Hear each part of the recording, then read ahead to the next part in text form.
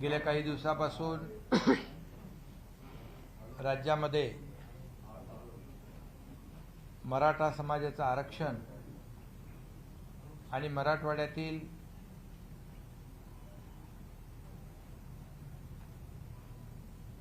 कुणबी समाजाचा दाखला देण्यासंदर्भातलं मनोज जरांगे पाटील यांचं सुरू असलेलं आंदोलन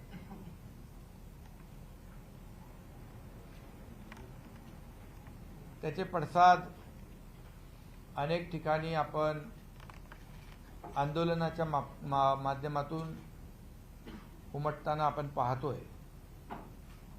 सगळ्यात महत्त्वाचं म्हणजे आज सर्वपक्षीय बैठक आयोजित केली होती आणि त्या बैठकीला सर्व पक्षीयांनी आपला अमूल्य वेळ काढून उपस्थिती दिली होती। त्याबद्दल मी सरकारच्या वतीने सर्व पक्षीय नेत्यांना धन्यवाद देतो, त्यांचे आभार मानतो। ही सर्वपक्षीय बैठक याचं तातडीने घेण्याचं कारण म्हणजे मनोज जरांगे पाटील यांचं सुरू असलेलं उपोषण आणि त्यांच्या आरोग्याची चिंता, त्यांच्या जीवाची चिंता सरकारलाही आहे आणि सर्व पक्षीयांनी देखील बैठकीमध्ये ती व्यक्त केली। आणि राज्यामध्ये कोणतंही जे काही कायदा सुव्यवस्था वातावरण निकोप राहावं, शांतता सुव्यवस्था अबाधित राहावी, जाती जातीमध्ये तेढ निर्माण होऊ नये। शेवटी आपलं हे महाराष्ट्र पुरोगामी राज्य आहे आणि जेव्हा जेव्हा अशा प्रकारच्या घटना घडल्या किंबहुना अशा प्रकारची परिस्थिती निर्माण झाली किंवा अशा प्रकारचे प्रसंग आले त्यावेळेचे राज्यकर्ते आणि विरोधी पक्ष आणि सर्व पक्षीय नेते यांच्या बैठका आपण झालेल्या अनेक वेळा पाहिल्या आणि त्यामधून एक सांगोपांग चर्चा असेल, काही सूचना असतील, काही निर्णय घेण्यासंदर्भातल्या काही विधायक बाबी असतील, या संपूर्ण चर्चेद्वारे मग शेवटी संवाद, सुसंवाद आणि त्याच्यातून मार्ग निघतो। आणि म्हणून ही भावना ठेवून आम्ही आज सगळ्यांना बोलवलं आणि त्यांनी उपस्थिती देखील दिली। सगळ्यात महत्त्वाचं म्हणजे सर्व पक्षीयांनी एक ठराव पारित केला, मनोज जरांगे पाटील यांच्या तब्येतीच्या दृष्टीने, त्यांच्या जीवाच्या दृष्टीने महत्त्वाचा असा ठराव की त्यांनी सर्व पक्षीयांनी विनंती केली, सरकार मागणीवर निर्णय काम करतंय, कार्यवाही सुरू केली आहे आणि थोडा वेळ दिला पाहिजे, परंतु तोपर्यंत जे उपोषण जे आहे ते मागे घेण्याचा ठराव सर्वानुमते सर्व पक्षीयांनी केला। त्याचबरोबर आणि त्याद्वारे ठरावाद्वारे देखील आपल्या भावना सगळ्यांच्या मनोज जरांगे यांच्याकडे पाठवण्याची सूचना देखील सर्व पक्षीयांनी केली। मी आपल्या माध्यमातून देखील मनोज जरांगे पाटील यांना विनंती करतो की सरकार आणि सर्व पक्षीय आपल्या सोबत आहेत आणि त्यामुळे आपल्या जीवाची आम्हाला चिंता आहे, काळजी आहे। त्यामुळे आपण जी जस्टिस शिंदे साहेबांची कमिटी आपण गठीत केलेली आहे त्याला वेळ द्यावा। अशा प्रकारची विनंती शासनाच्या वतीने मी करू इच्छितो। त्याचबरोबर त्यांचं शिष्टमंडळाच्या बरोबर परवाच्या दिवशी रात्री बैठक झाली, अतिशय सकारात्मक चर्चा झाली आणि त्यामध्ये जी जस्टिस शिंदे साहेबांची कमिटी आहे त्यामध्ये देखील मनोज जरांगे पाटील किंवा त्यांचे कोणी तज्ज्ञ त्या कमिटीमध्ये येऊ इच्छित असतील तर तो देखील निर्णय सरकारने घेतलाय, त्यांना त्या कमिटीमध्ये समाविष्ट करून घेण्याचा। कारण जी काही कमिटी कार्यवाही करेल त्याची अपडेट जी आहे त्यांना मिळत राहील, काही सूचनाही त्यांना करता येतील, यासाठी तो देखील निर्णय आपण घेतलेला आहे। त्याचबरोबर जे गुन्हे दाखल झालेले आहेत ते गुन्हे मागे घेण्याची विनंती केली गेली गावकऱ्यांच्या माध्यमातून आणि मनोज जरांगे पाटील यांच्या माध्यमातून। सरकारने ज्यांच्यावर गुन्हे दाखल झाले ते मागे घेण्याचा निर्णय घेतलेला आहे। तशा प्रकारच्या सूचना निर्देश संबंधित अधिकाऱ्यांना तात्काळ दिलेले आहेत। त्याचबरोबर जे या लाठीचार्जमध्ये जे अधिकारी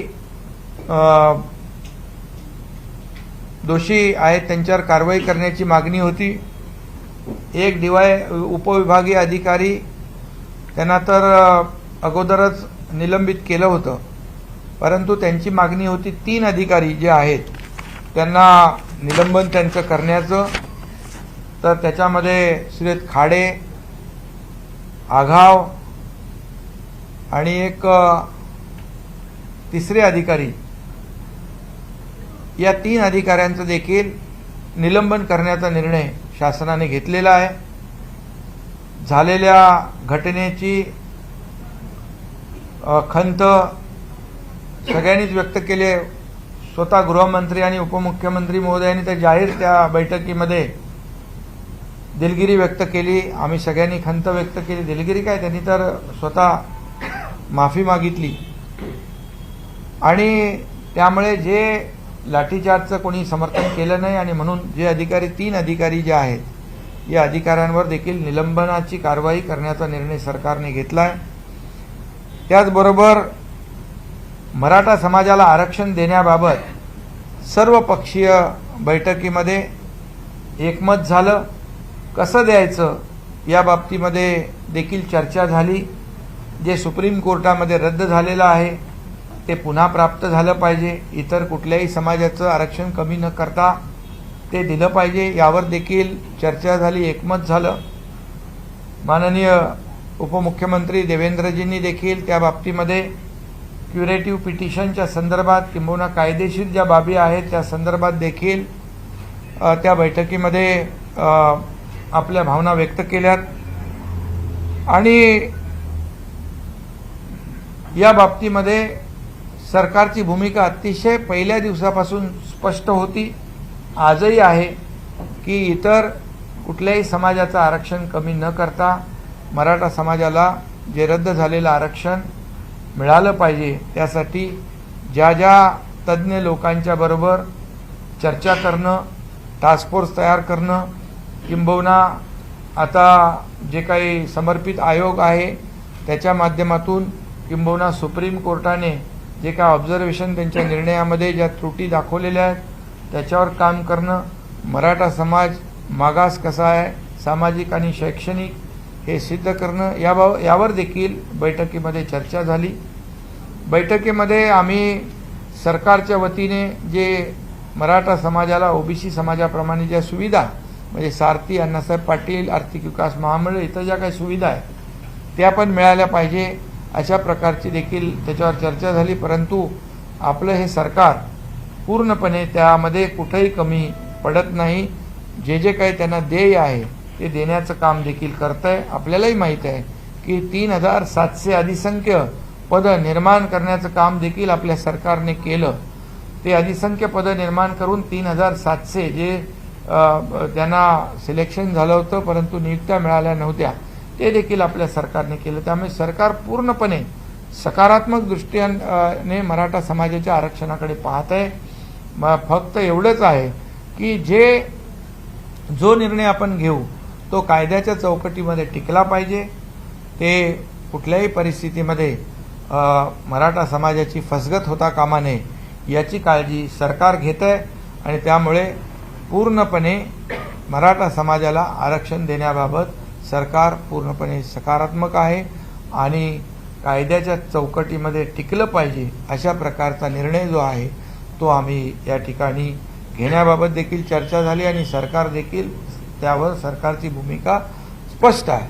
आणि आता जस्टिस शिंदे साहेबांची जी कमिटी गठीत केली आहे त्याची आज एक बैठक देखील झालेली आहे आणि त्यामुळे कामाला गती आलेली आहे आणि याचा विचार आणि याची दखल घेऊन जे काही आंदोलनकर्त्यांचं म्हणणं होतं, भूमिका होती, जवळपास त्यामधल्या बहुतांश त्यांच्या मागणीला सरकारने मान्यता दिलेली आहे.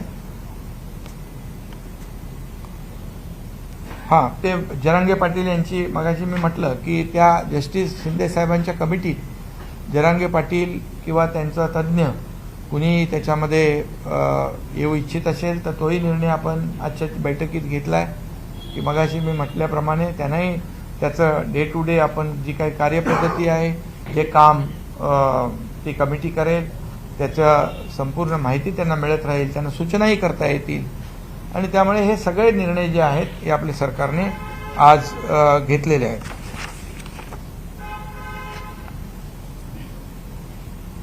जरांगे पाटील आपल्या मागणीवर ठाम राहिले आणि तुमचा जो प्रस्ताव आहे तो स्वीकारला गेला तर पुढची भूमिका सरकारची काय नाही, आता त्यांना आम्ही सांगितलेलं आहे आणि मला वाटतं नक्की विश्वास आहे कारण तिथल्या गावकऱ्यांच्यावरच्या ज्या केसेस आहेत त्या मागे घेण्याचा आमचा निर्णय झाला आहे.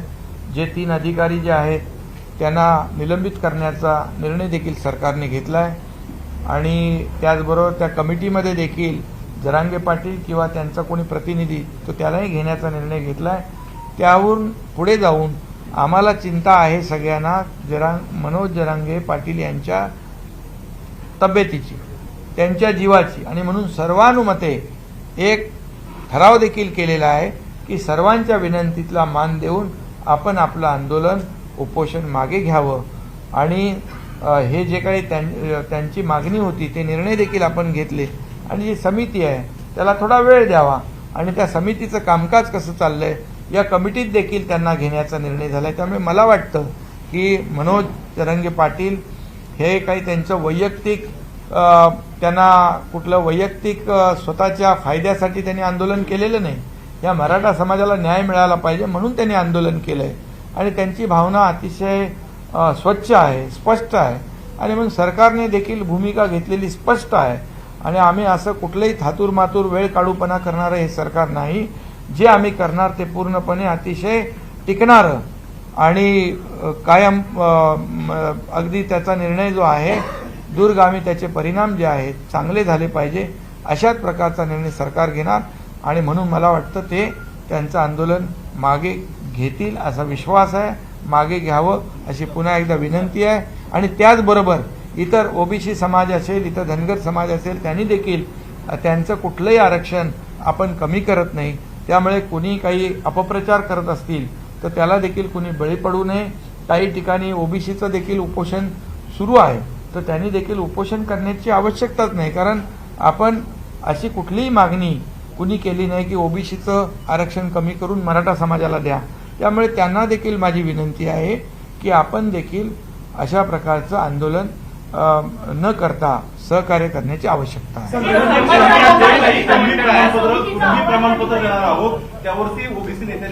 त्यांना 1 महिन्याचा अवधी दिलेला आहे कमिटीला. त्याच्यावर आज पहिली बैठक झालेली आहे आणि त्याच्या स्वतः मनोज जरांगे पाटील यांची इच्छा असेल, त्यांच्या शिष्टमंडळातलं कुणी असेल तर त्यांना देखील सरकारने स्पष्टपणे ती भूमिका घेतलेली आहे.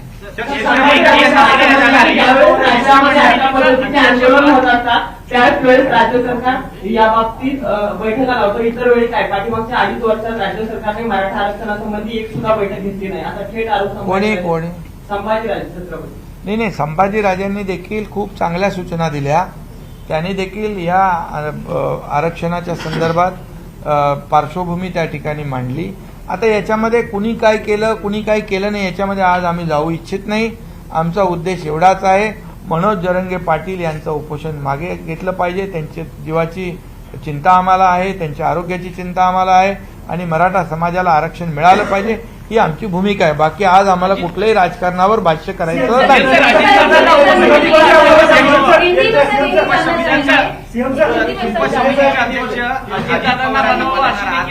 हा, ती देखील मागणी केलेली आहे. आता आम्ही अच्छा विचार करो. नहीं, इसमें आज जो बैठक हुई है सभी शासन और सभी विपक्ष दलों के नेता उस बैठक में थे. उनको निमंत्रित किया था क्योंकि राज्य में जो आज एक आंदोलन मराठा आरक्षण के लिए हो रहा है वहाँ पर मनोज जरंगे पाटिल अनशन में बैठे हैं और इसलिए जो राज्य में जो परिस्थिति निर्माण हुई है ये कानून व्यवस्था शांतता प्रस्थापित करना ये सरकार का काम है और निश्चित रूप से उसमें विपक्ष दलों का भी सहयोग हम अपेक्षित रखते हैं और इसलिए कुछ इस मराठा समाज को आरक्षण देना और मनोज जरंगे पाटिल का अनशन जो आंदोलन है वो पीछे लेना, स्थगित करना, उनको विनती करना, इसलिए आज की बैठक हुई थी. इसमें बहुत ही अच्छी चर्चा हुई और सभी लोगों ने विधायक सुझाव भी दिए कि मराठा समाज को आरक्षण कैसे मिले, उसके लिए क्या करना चाहिए और मनोज जरंगे पाटिल इनका अनशन जो है वो स्थगित होना चाहिए इसलिए क्योंकि उनके जान की चिंता सभी को है. और पूरे सभी विपक्ष के पार्टी के सभी नेताओं ने एक ठराव पारित किया कि सरकार तो सकारात्मक है और सरकार उनके मांग पर काम कर रहा है तो सरकार को थोड़ा समय देना चाहिए और अनशन को स्थगित करना चाहिए. ऐसा एक ठराव पारित सभी लोगों ने मिलकर किया और ये ठराव पारित किया. इसलिए मैं ये भी जरंगे पाटिल को आह्वान करता हूँ, उनको भी निवेदन करता हूँ मैं कि ये सभी जो शासन तो है ही है आपके साथ और सभी पार्टी के दल के नेता भी आपके साथ है और इसलिए जो विनती उन्होंने की है हम सब लोगों ने की है कि उसे मान्य करे और ये अनशन स्थगित करे. और उनकी जो मांग थी कि जो लोग जिनके ऊपर गुने दाखिल हुए हैं वो पीछे लिए जाए तो सरकार ने निर्णय लिया है जितने भी गुने दाखिल किए हैं वो पीछे लिए जाएंगे. उसके आदेश दिए गए हैं, उसका काम शुरू हो जाएगा और जिनके जो लाठीचार्ज में जो दोषी पाए गए वो 3 अधिकारी जो है आगाव है, खाड़े है और एक तीसरा अधिकारी है, उनको निलंबित करने की मांग थी. उनको निलंबित करने का भी निर्णय सरकार ने लिया है. और ये जो जस्टिस शिंदे साहब की कमेटी है उसमें भी अगर मनोज जरंगे पाटिल और किसी उनके तज्ञ लोगों को उसमें शामिल होना है तो उसको भी वो भी निर्णय हमने लिया है ताकि डे टू डे जो काम की अपडेट है, कार्य पद्धति क्या है उनको अवगत हो जाएगी और उससे उनमें वो सुझाव भी दे सकते हैं.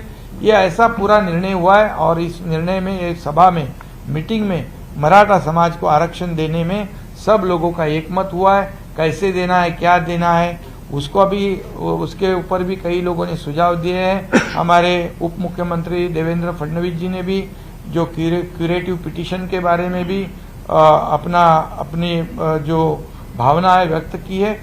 सबका एक ही हल है, इसमें सब लोग एक ही मुद्दे पर कायम है. सरकार की भूमिका स्पष्ट है, मराठा समाज को आरक्षण देना है. किसी अन्य वर्ग का आरक्षण कम करके मराठा समाज को आरक्षण नहीं देना है. जो बिल्कुल आरक्षण रद्द हुआ है उसे रिस्टोर करना है. और इसलिए मेरी ओबीसी समाज हो या धनगर समाज हो उनसे भी अपील है कि जो भी कोई ऐसा अपप्रचार करेगा उससे सावधान रहिए क्योंकि किसी का आरक्षण कम, रिजर्वेशन कम कर किसी के ऊपर अन्याय करके मराठा समाज आरक्षण नहीं मांग रहा है. मराठा समाज को जो आरक्षण जो उनका था, जो देवेंद्र फडणवीस साहब जब थे जो दिया था वो रिस्टोर करने की मांग उनकी है. और इसलिए इस मीटिंग में पूरी तरह सकारात्मक चर्चा हुई है, एक अच्छा वातावरण हुआ है और सभी लोग ऐसे समय में साथ में हो जाते हैं तो राज्य में कानून व्यवस्था और शांति बनाए रखने में काम आती है.